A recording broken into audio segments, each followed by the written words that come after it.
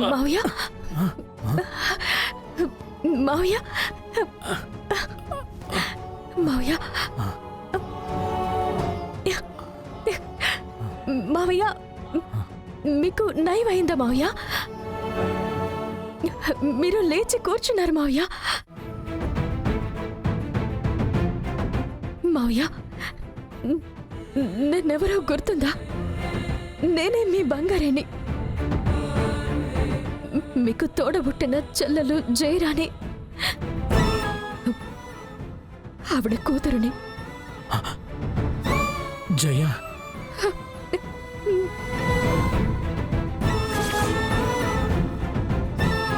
నువ్వు నా జయ కూతురువా?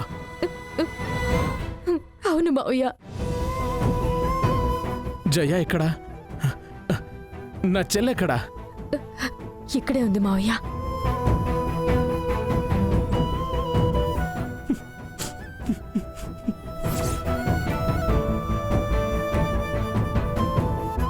మా అందరి పూజలు ఫలించాయి మావయ్య. మీకు నయమైపోయింది. బంగారి,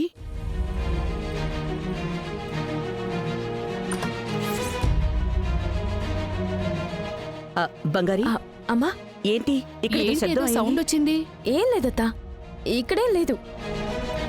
ఇంకెక్కడి నుంచో సౌండ్ వచ్చినట్టుంది.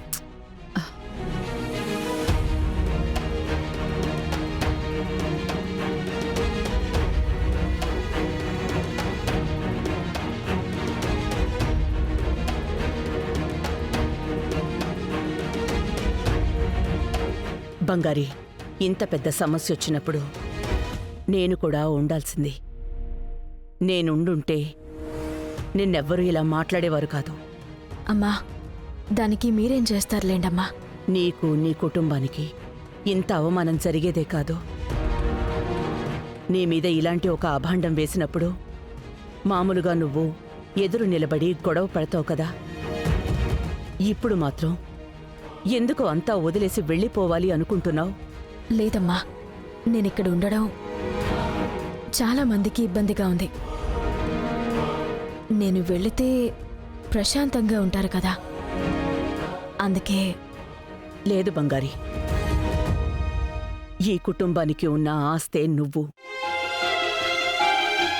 నువ్వు లేకపోతే ఈ కుటుంబమే వేరులేని చెట్టులాగా ఆనవాలే లేకుండా పోతుంది బంగారి.